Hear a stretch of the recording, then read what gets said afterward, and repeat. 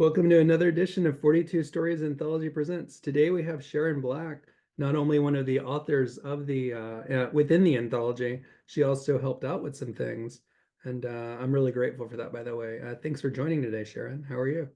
Well, I'm fine. Thank you for having me. Mm. Yeah, thanks for taking the time to meet. You're, let's see, the fourth interview I've given today, but I was really excited about yours because you've helped out with the book, like I mentioned, and that's why I wanted to show you kind of a surprise if you have a minute. Okay, sure. For that before we get started. So I want to show you, I've shown a lot of people the cover of the book, but what I haven't shown them is the inner cover of the book. And I'm going to Okay. show you both. Just a moment. The book's so big that it freezes my computer. So Yeah, I'm it takes me a minute to open it. But yeah, it's almost a 600, well, it's 500 and 550 pages almost. oh So my. pretty big book. But yeah, first I'll show you the cover, then I'm going to show you the inner cover. There's a Okay. little surprise in there. What is, where is what I'm trying to say. Where is it? So, so here we go. What's your reaction to the cover? I like it. Yeah. There's 42 photos on the front and the back. Uh-huh. Yeah, I think that's clever. Yeah. The artist, the photographer, I should say, she actually took these before the anthology, and when she heard about it, she wanted to be a part of it, and I think it was a really good match. Uh-huh. Yeah, that is clever because you see that in crafts all the time. People find objects that look like letters. Yeah. It really that's a good point too, that like letters. I want to show you something else as well. I mentioned the inner cover of the book. So can you see that? Yes. Okay, so as you see, there's the staff here. It's 42 squared, but I mentioned it's like a staff of 42. It couldn't have been 42 without this special thanks area. And whose name do you see at the top? Uh-huh. Yeah. So yeah, I put you on there. Yeah, well, thank you. Yeah, it's my pleasure. Thank you for helping, you and the Uh-huh. others who are helping and involved with the project beyond just the writing. So yeah, Yes. we'll be there. That's always fun. Uh, yeah, you mentioned having fun emailing some of the possible judges, right? Yes. Okay. Yeah, I've never emailed authors in New York before, so that was a learning experience. Were there any that kind of stuck out? Any of the names that you emailed? No, but um, usually their agents answered, Yeah. and I got, they're busy writing, so I thought, well, if that's the case, then they probably don't want to take time, so Yeah. you Well, just you go never on know. to the next person. Yeah. We ended up with a lot of great judges, and some of them are pretty popular. So I was happy with the results. Hmm. Yeah, but we also have some great authors, including yourself. Why don't you give the viewers your bio? Okay, I live in Smith Center, Kansas, the center of the nation, and that is the very top of Kansas, almost to Nebraska. Um, I've been writing probably for 30 years. Recently, I got into script writing, and we have a local book here about the history of the county called Home on the Range. So I thought that would make a great movie. So I did some research and read the book a couple times. Um, that was the year 2000, and lo and behold, in 2016, we got to make the movie, which the the plot was who wrote the song "Home on the Range," and they found him here in Smith County, Kansas, in a log cabin that he had built. He was a doctor. So the story was finding the rightful owner of the song. And the same director, um, he filmed a true story called Sod and Stubble. It was written by a KU economics professor that took place in Jewel County, Kansas, just south of us, about his growing up and his life, about his parents settling out here in this part of the state and their hardships. And so that became a popular book many years after it was first published. And I was one of the extras in the movie. So that was always fun. Fun. It's not as glamorous as it looks, but it was fun. Sounds like fun. Did you say that you were in the Sod and Stubble movie or the other one? Yeah, I was a extra in the Home on the Range movie, Hmm. Okay, but what's the title of I that one? have Sod and Stubble is not out yet, so I haven't seen it. What do you say the And title yeah, of the I Home on the was Range in one three was? different scenes just as an extra. Okay. Oh, sorry, I guess there was a lag. What did you say the movie title was of the Home on the Range one? Home on the Range. Oh, that is the title. Okay. Yes, So I guess that'd be the easiest way to find it. I was looking that up. yes, Okay. So you mentioned you're in Kansas. Where's your writing yes. space in Kansas? In my house, at work, in my head. Um, I like finding a true story and researching it and just digging into all the facts. Like I wrote a screenplay that took place in Nebraska in the early 1800s. So you just start doing research and go with it until you have the finished product. Yeah, there's a lot of research behind writing that doesn't even end up on the pages. Yeah. Um, yeah, a screenplay, you um really want to get your facts straight because, well, with anything, because somebody's going to probably say no, that's not right, but that goes with the territory, I guess. Well, as someone so into screenplays, I wonder who are some of your favorite actors? I like Johnny Depp, Ed Harris. I really don't have any favorite female actresses. um I don't know why I liked Ed Harris so much. I guess it's just his style. And while Johnny Depp, he can play as many different characters as he needs to and is very, very good at it.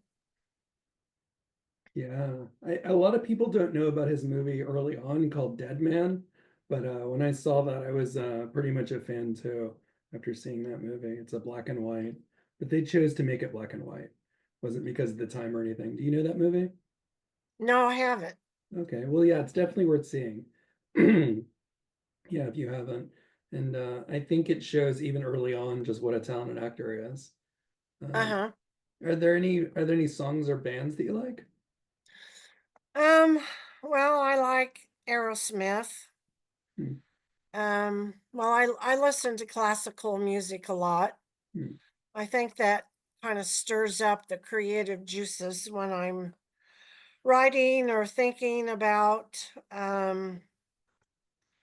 a story or a movie. It's just, in movie music, that really kind of gets me going with all kinds of venues in my head and all kinds of situations with the way the music swells and calms down and um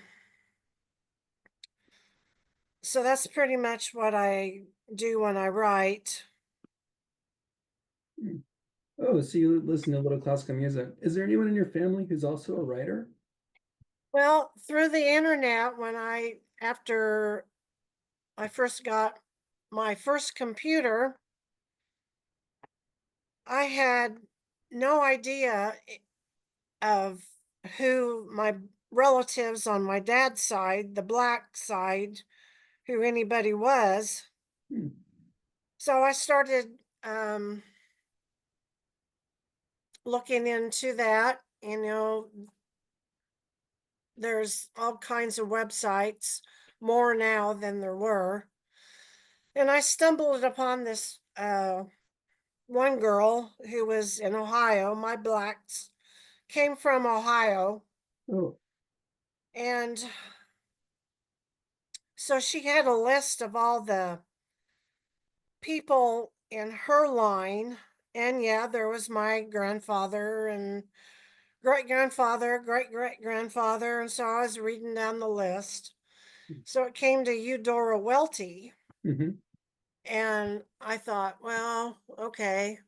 So I went on down, went on to something else, and I kept thinking about that.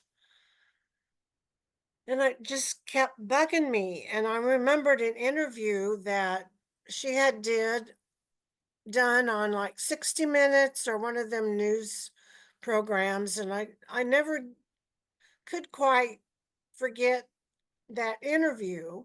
Hmm. So I finally emailed this girl who had that website and I said, "This isn't the real Eudora Welty, is it?" She goes, "Yeah, it is." So I just about fell off my chair. So I knew there had to be a famous writer in my genes somewhere. You found one. Yeah. Hmm. Oh. Well, when it comes to your writing, what inspires you? Just I never know. It could be a dream. I've written a story about a dream. There was a conversation between my mother and her friend when we were visiting in Nebraska, and I never forgot what she said. So finally, one day, I just decided, well, I'm just going to try and write a story about that. So I sat, and I suppose in 1 hour, I wrote that story and finally found a home for it. And it might be kind of classified as horror, but it's not horror. But this farmer gets his hand severed in a farming accident, and Mhm. the story was the the man had pains where his hand was. Oh, phantom pain. So the people went out to where the accident happened and they had to dig up his hand and bury it again. What? And then his pain went away. Hmm. And that was just the story. And I thought, well, I'll see what I can do. Sounds fun. So I never know. It could be a dream, something I hear somebody say, something I read, something I hear on the news. You never know, what's going to strike a creative person's brain. Hmm. So that's my process. Okay. Yeah, that's really interesting. You mentioned about it could be a dream or anywhere. Well, what about when you first started writing? Um, Um, my first attempt was novels, hmm. short stories, novels, which the novel wasn't very good, but the the funny thing was I sent it to the Twin Towers Oh, a long time before 9/11, and so in the mail I got the script back, but it was the wrong Sharon Black. Really? Sharon Black was in Maine. So I called and I said, I got it back. Do do you want me to send it back? It was your mistake. So they never got in touch with me. And so I never got it back. And I tried to find this other Sharon Black, but I had no success. Hmm. And after the tragedy of 9/11, I thought, oh no, that publisher, I hope he still wasn't there in the towers. And he wasn't. Hmm. So I don't know if that other Sharon Black got her novel published or not. Well, hopefully, yeah, you both have some success there. Where can people find you, this Sharon Black, if they want to find Okay. some media? www.positivenewsforyou.com. It's all about positive stories, and I usually do regional stories in the area. Uh, I went as far as Western Kansas to watch a locally produced movie that friends had did and did a story on that, and that movie was a true story. Hmm. And um, just regional stories, um, anything that's positive. I started a pet column and had some of my cats Oh, featured in the stories. great. Uh, well, while I have you here, I think that the best way sometimes to get a story from someone is orally. It was the original way that we learned to write. So, why don't you tell the viewers your story that's in the book? Okay,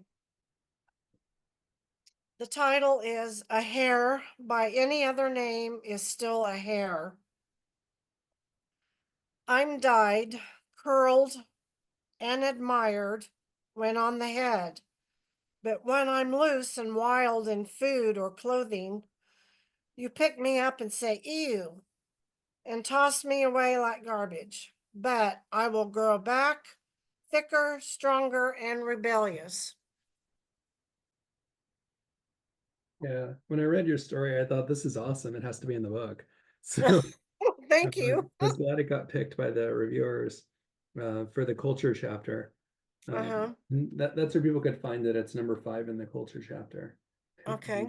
But I do have a question for you, kind of a bonus Uh-huh. question, which is a while ago when I was at a burger joint in Japan where I live, and I never went back there after this experience. I was about to eat a burger, and suddenly I saw a huge wad of purple hairs in my burger. Oh no. And so I never went back there. And I asked them, "What do you have a problem with me or something? I'm a little confused. I've never been mean to anyone here." And they apologized and they said, "Oh, it must have gotten stuck in the meat or something when they were cooking." But I didn't buy their story. There was something going on there. And it was the Yeah. same color hair as the bartender girl at the front. And I never even spoke to Oh her. no. So I don't know why that happened. But I put a bad review about what happened. I just put what happened in the Yeah. review. And one of the employees made an account and then attacked me on Google. And I said, to customers, they should put themselves in my shoes.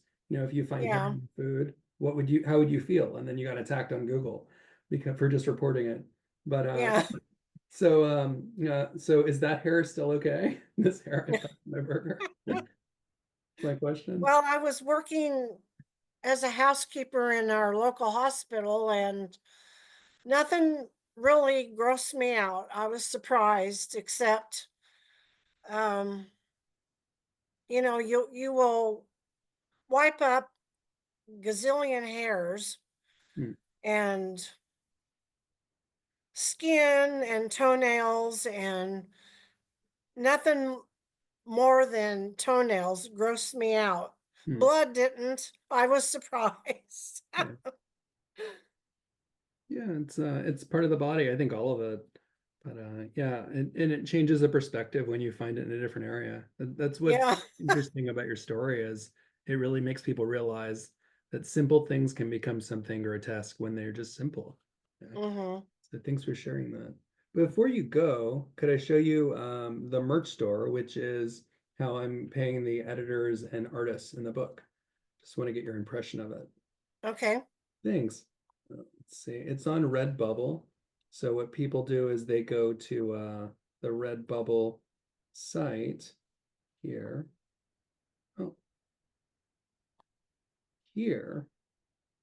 And they can see probably the Zoom picture.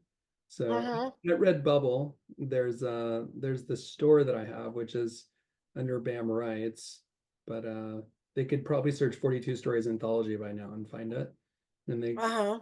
like products. There's a lot of things like this is the logo of the book, and they can see Mm-hmm. cats. And you mentioned you like cats. There's a cat mat, Uh-huh. a lot of things for people to choose from. Yeah.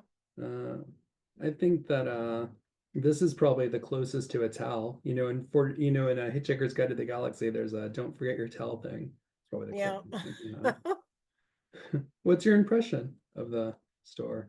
Yeah, there's a lot of variety there, and um yeah, I think something that you wear out into the public um is always good and be an icebreaker, and people will ask, what does that mean? And then you can say, well, I have a story in this anthology of stories of 42 words. Hmm, yeah. I might just recommend people get this greeting card for that. Yeah, that Really, would be a really good cool. idea too. They hand it out. Yeah, I got that idea from you. Thanks. So yeah, that's a good idea. I'm gonna try to send something to the writers if I can, but I don't think it's possible. There's just so many writers in the book. I calculated over 1,200 writers are in the book, Uh-huh. and Yeah. yeah, with those names. So thank you for your time today. Really appreciate it. Yeah, sorry I couldn't get my video to work. No, no worries. It was fine. Okay, well, thank you so much. Bye. Thanks. Uh-huh.